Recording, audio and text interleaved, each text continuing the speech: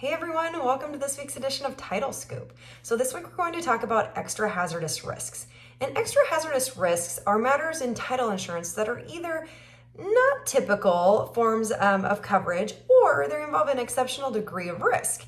So what I tell people is if you're not sure if something's an extra hazardous risk, but it doesn't seem quite right, or maybe your gut's telling you it's wrong, or it just seems abnormally risky, it's probably an extra hazardous risk and it's worth giving your underwriter a call. So I went ahead and put together a list. This isn't all inclusive, and honestly, because real estate transactions are so complex and changing day to day, this list probably is growing day to day, but I put together a list of some of the things that we see or questions that we've received and what the topics are. So I put them into categories, and hopefully this will be helpful for you just to know some of the red flags or what extra hazardous risks you might see and when to reach out to your underwriter. When you do see any of these, I would say unless you're well-versed in that area, you're probably going to want to get underwriter approval or make sure your underwriter is okay with you approving that matter. So the first category is title obtained in an abnormal way. So that could be through a tax deed, that could be a sheriff's deed through an execution sale, that could be a federal marshal's deed, a commissioner's deed through the IRS, or maybe the property was received through either forfeiture, adverse possession, or maybe eminent domain or condemnation. In which case it's abnormal and we probably will need to look at it to see if we need additional requirements or exceptions. There are also certain uses and or parties in the chain that will cause us to review certain properties more closely, and like I said before, we may need to make additional requirements or exceptions.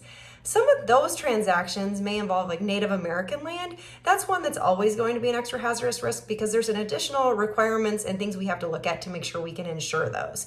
Other areas might be beaches, recreational areas, tidelands, submerged lands. Those are all a little bit different and they're different uses, and you want to have your underwriter look at that with you to make sure you can insure it.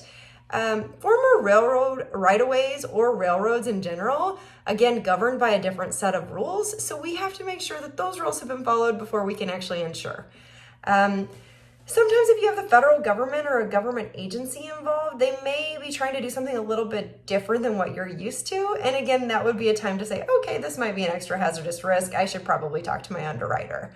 The last one I do want to talk about as far as use is if your property was perhaps used and violated a federal or a state drug law, you're going to want to make sure you can actually insure it. There are some prohibitions on that, and even if your state has legalized cannabis, you may still be prevented from insuring it.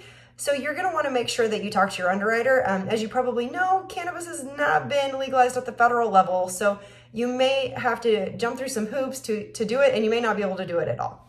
So I've got a couple more groups. Sorry, not last.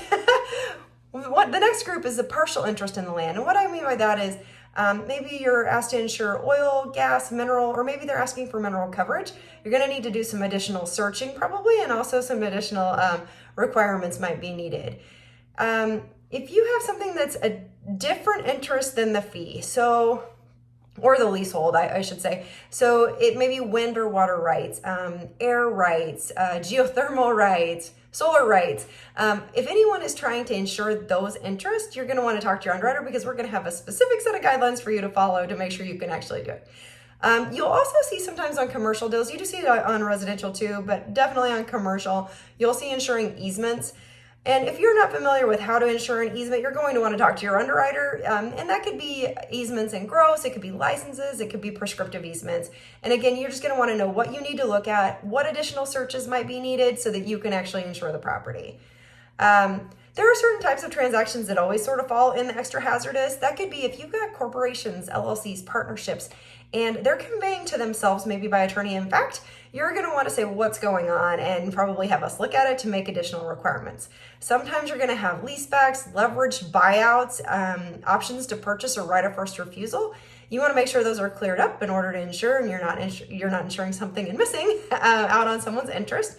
Same with fractional interest on a mortgage, especially if it's a 5 or more. That's a time where we may need to start asking questions of what's going on and how is the deal structured. If you have crowdfunding, government funding, say TIF projects, star bonds, that's another reason that you might want to talk to your underwriter because there are sometimes different requirements on those. And then if you're being asked to insure against creditors' rights, talk to your underwriter because things on the creditor's rights changed a few years ago. So you want to make sure you are doing what you're supposed to be doing and not insuring something you're not supposed to be doing. The last category is really if it's just it's a greater risk. So if you've got active litigation on your property, it's always a red flag. If you've got a receivership on your property, if it was declined by another insurer or another agent, there's probably a reason. So you want to start asking questions. And then the one that's always an extra hazardous risk is if you're being asked to insure over a mechanics lien, you're going to want to talk to your underwriter because, as you may know, mechanics lien claims are one of the biggest claims areas in the title industry, so you don't want to take on an additional risk without actually getting the proper documentation. So as I said, not an all-inclusive list, probably bigger than what I even said, but hopefully it was helpful and I'll give you guys some ideas of what to look for and when to talk to your underwriter. With that, we'll call it a week. Happy Thanksgiving. We'll see you next week.